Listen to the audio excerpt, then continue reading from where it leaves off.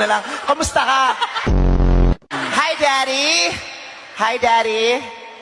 Your daughter is so beautiful. Can I be your daughter also? Adopted. You have choices. I will be your daughter or we'll make another daughter together. Pero gwapo talaga ng tatay mo, mukhang may dalang manok. Daddy, pa isang bucket naman dyan. Walang kapor-por. As in, like, parang manika lang siya.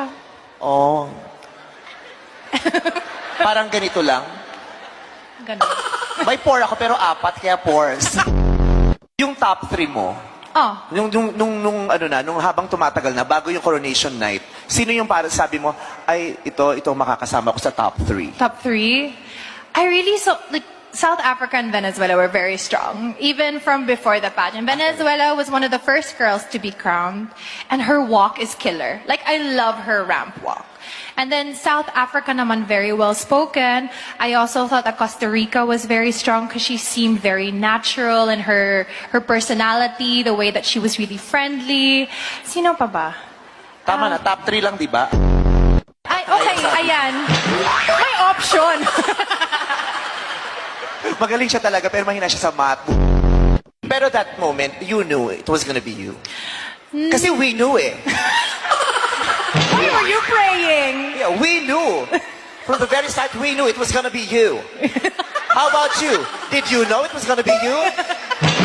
Because if you knew that it was gonna be you, just like us, we knew it was gonna be you, then we you. all knew.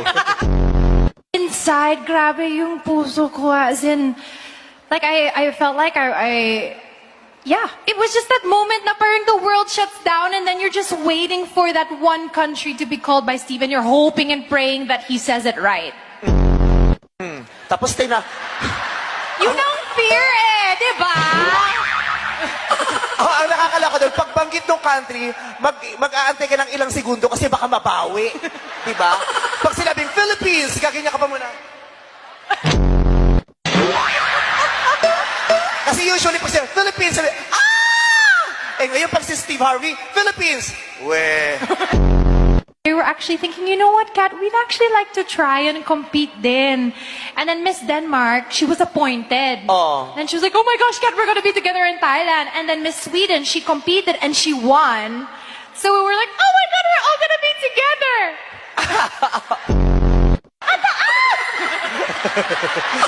Kaya pag sumasagot ka, hindi ko talaga na iniintindihan. Tinitignan ko na, ang ganda nitong babaeng to. Ilang taong ka na? 25 po. 25 ka na, ang fresh mo pa. Ako 24 pa lang, bulok na ako. Pag tinanong ko anong masarap na food sa Philippines, anong sinasabi mo? I always say halo halo. Oh! Also because they're like, halo. what is in halo halo? And when you explain, they're like, corn with purple ice cream.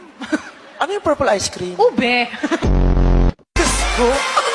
Sa edad kong to, na malapit akong pumanaw, hindi ko alam na yung ubi pala purple ice cream. Did you tell them about Adible? Ano mo? Adible.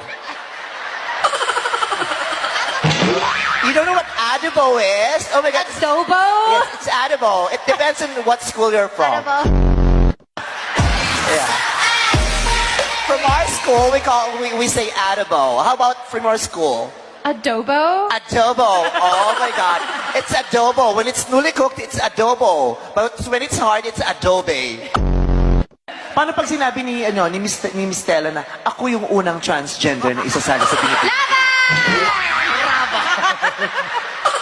24 ka pa, di ba? Ano no? 24 ka pa. Ano, itong next question natin. Alam mo, pinaghandaan ko ang gabing ito dahil magtutuos kami ni Catriona. Sa sobrang paghahanda ko, itong suit ko, nagmukha akong puno ng saging. In-invite mo pa talaga ako dito. Talaga namang hindi mabubuo ang gabi nang hindi tayo magkakaniig.